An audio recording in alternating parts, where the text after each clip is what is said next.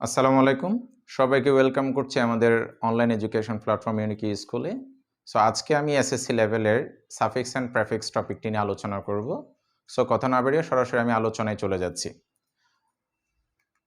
প্রথম স্লাইডে আমি মূলত বোঝানোর চেষ্টা করছি আমরা সাফিক্স অ্যান্ড প্রেফিক্স বলতে আসলে কি বুঝি।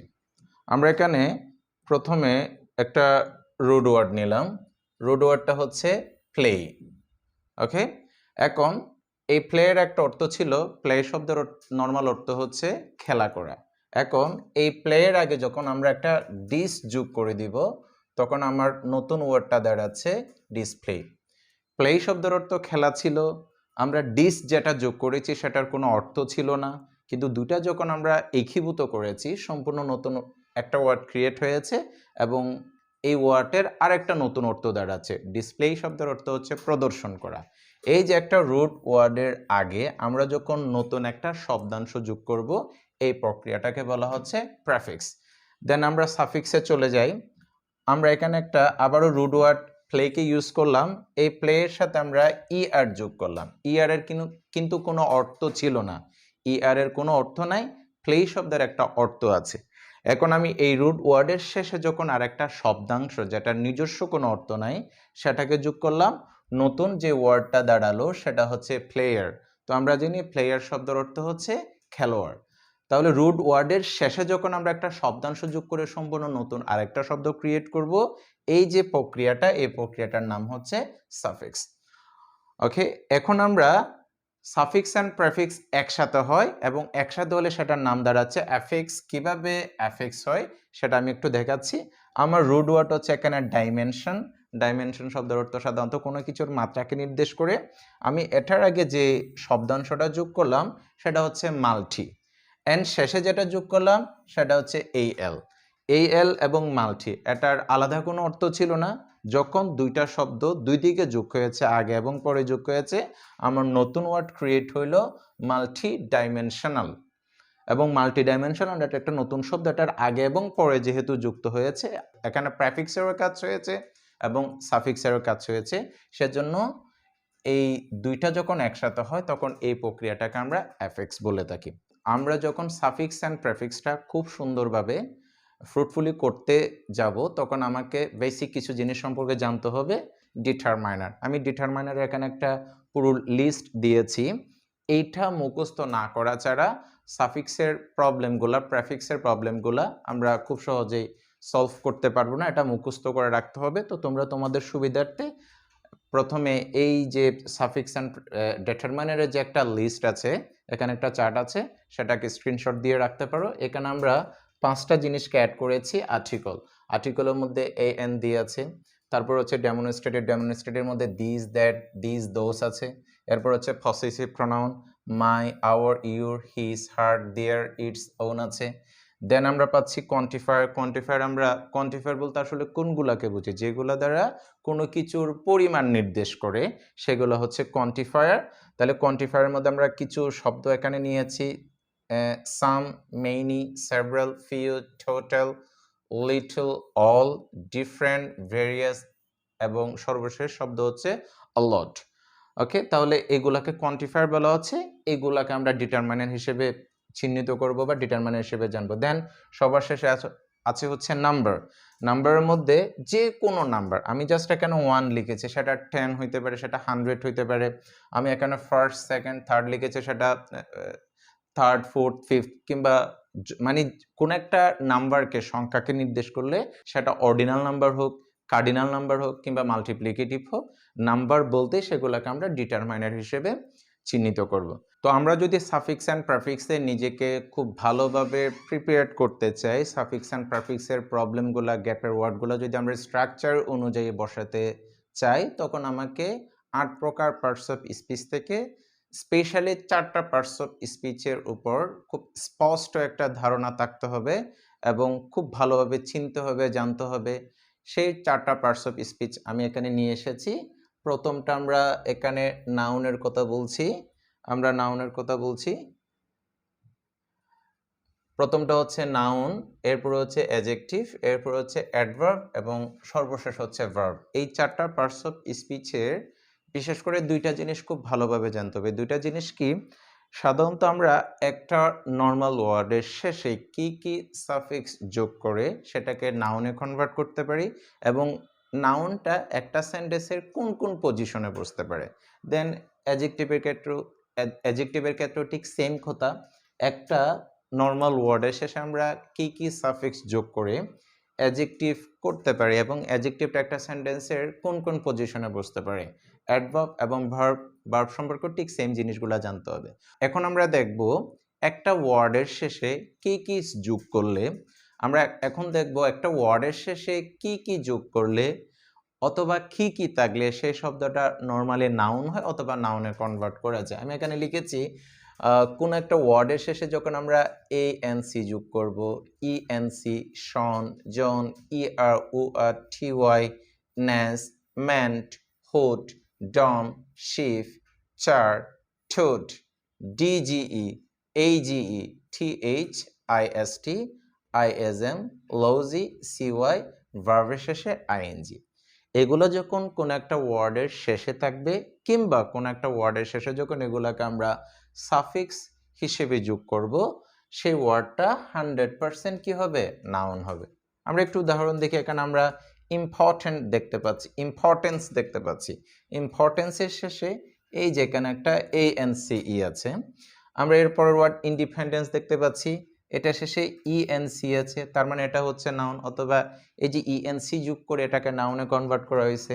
এরপর হচ্ছে কমিউনিকেশন, এটা শেষে শন আছে, শনটা যোগ করেছি কিংবা শনটা থাকলে সেটা নাউন হয়। এরপর আমরা দেখতে পাচ্ছি ইরোশন আছে, এই যে এখানে শেষে শন আছে, SION। এরপর আমরা এখানে টিচার, মূল শব্দটা ছিল টিচ, এটা শেষে যখন আমরা ইআর যোগ করেছি সেটা নাউন হয়ে গেছে। এরপর আছে এডিটর, এডিটর মূল শব্দটা হচ্ছে এডিট এবং এটা শেষে যখন আমরা আর যোগ করেছি তখন সেটা নাউন হয়ে গেছে।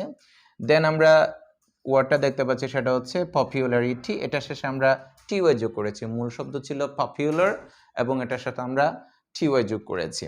এরপর আমরা দেখতে পাচ্ছি কাইন্ডনেস, আমরা জানি মূল শব্দটা হচ্ছে কাইন্ড, এটা শেষে আমরা নেস যোগ করে নাউন করেছি।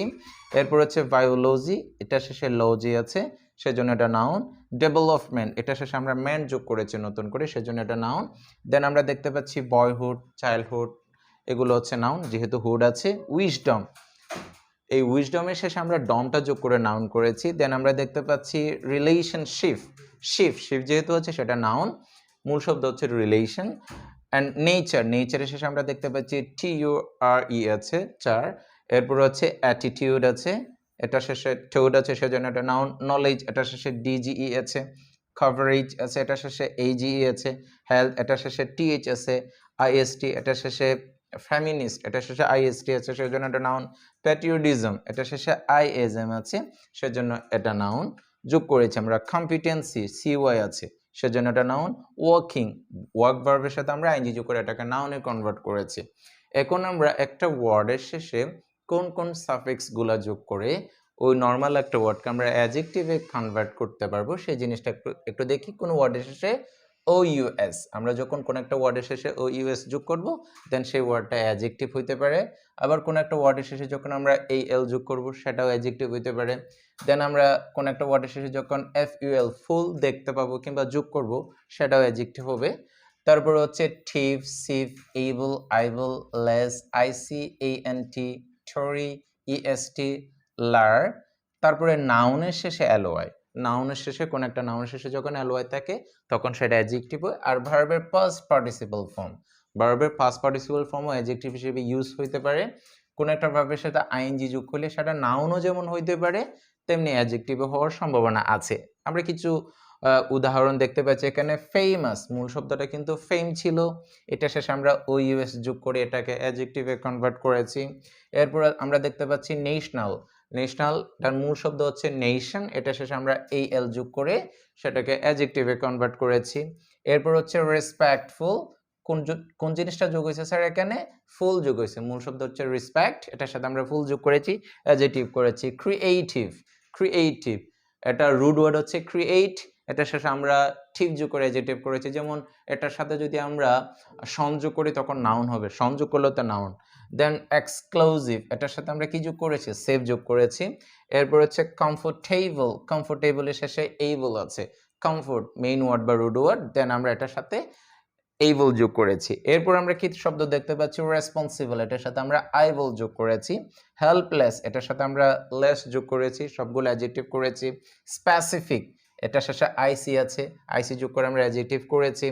দেন ইগনোরেন্ট, এটার সাথে এটার শেষে এএনটি আছে, এটা এএনটি যোগ করে আমরা অ্যাডজেক্টিভ করেছি। থিওরি, ম্যান্ডেটরি, অব্লিগেটরি, এগুলো অ্যাডজেক্টিভ হয়। বিগেস্ট, ওই যে সুপারলেটিভ ফর্ম আর কি, degree superlative form, biggest, largest, এগুলো অ্যাডজেক্টিভ। সিমিলার, লার্জ যোগ করেছি। ফ্রেন্ডলি, এই যে নাউন, নাউনের শেষে যখন এলওয়াই যোগ হয়, মূল ওয়ার্ডটা নাউন, দেন এটার শেষে যখন আমরা এলওয়াই যোগ করব সেটা অ্যাডজেক্টিভ হবে। আমরা এলওয়াই দেখলেই যে অ্যাডভার্ব বলবো সেরকম কোনো কিছু না। এরপর হচ্ছে ডেভেলপড, ডেভেলপড, ডেভেলপড, এটা হচ্ছে ভার্বের বি3, ভার্বের বি3 সাধারণত অ্যাডজেক্টিভ হয়।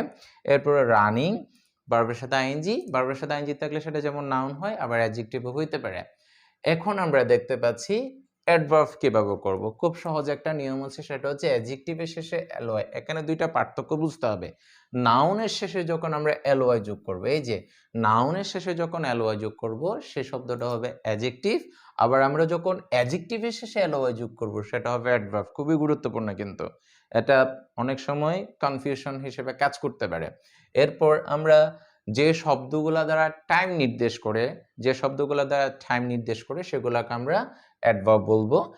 এগুলো হচ্ছে অ্যাডভার্ব। আমরা এখানে ভ্যাডলি দেখতে পাচ্ছি যে ভ্যাডটা হচ্ছে অ্যাডজেক্টিভ, এটার সাথে এলওয়াই আছে সেজন্য এটা অ্যাডভার্ব হলো। ফার্স্ট, যেহেতু সংখ্যা বোঝাচ্ছে সেটা অ্যাডজেক্টিভ, এটার সাথে এলওয়াই যোগ করেছি, অ্যাডভার্ব। অ্যাডজেক্টিভ শেষে এলওয়াই যোগ করলে অ্যাডভার্ব। কুইক, এটা হচ্ছে অ্যাডজেক্টিভ, দ্রুত বোঝাচ্ছে, সময়কে নির্দেশ করছে, এটার সাথে এলওয়াই যোগ করেছে সেজন্য এটা অ্যাডভার্ব। ইয়েস্টারডে, ইয়েস্টারডে, তারপর হচ্ছে নাও আর ডেইজ, এরপর হচ্ছে সামটাইমস, অলওয়েজ, এগুলো সবগুলো দ্বারা টাইম নির্দেশ করে সেজন্য এগুলাকে আমরা অ্যাডভার্ব বলবো। এবং এই লেসনের সর্বশেষ হচ্ছে ভার্ব। আমরা একটা নর্মাল ওয়ার্ডের শেষে কিংবা আগে কি কি যোগ করে ভার্ব করতে পারি একটু দেখো।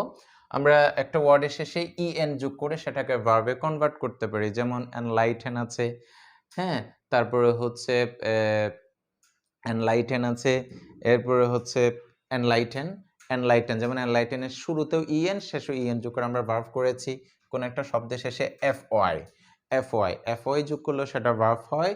দেন আমরা দেখতে পাচ্ছি আইএসই, কোন একটা ওয়ার্ডের শেষে যখন আমরা আইএসই যোগ করি সেটা ভার্ব হয়। এইটিই, এইটিই যোগ করলেও সেটা ভার্ব হয়। আমরা এখানে কিছু উদাহরণ দেখতে পাচ্ছি। ব্রোডেন, মূল শব্দটা ছিল ব্রড, এটার সাথে আমরা ইএন যোগ করে ভার্ব করেছি।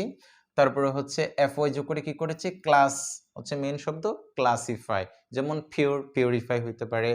তারপর হচ্ছে নেশন হচ্ছে মূল শব্দ, এটা অ্যাডজেক্টিভ হচ্ছে নেশনাল, আবার এটাকে যখন আমরা ভার্ব করেছি আইএসই যোগ করেছি, ন্যাশনালাইজ। এরপর হচ্ছে এনরিচ, রিচ হচ্ছে মূল শব্দ, এটা শেষ শুরুতে আমরা ইএন যোগ করেছি, যেমন এবল, ইনেবল হইতে পারে। আজকে আমার ক্লাসটা এখানে শেষ করছি। তোমরা যদি ডিটারমাইনার এবং এই যে নাউন, অ্যাডজেক্টিভ, ভার্ব, অ্যাডভার্ব এগুলো যদি খুব ভালোভাবে আত্মস্থ করতে পারো, এখান থেকে যদি একটা ন্যূনতম ধারণা নিতে পারো, তাহলে স্ট্রাকচারগুলো আলোচনা করতে খুবই সুবিধা হবে। পরবর্তী ক্লাসে ইনশাআল্লাহ তোমাদের সাথে স্ট্রাকচারগুলো নিয়ে, সাফিক্স অ্যান্ড প্রেফিক্সের নিয়মগুলো নিয়ে আলোচনা করব। ধন্যবাদ।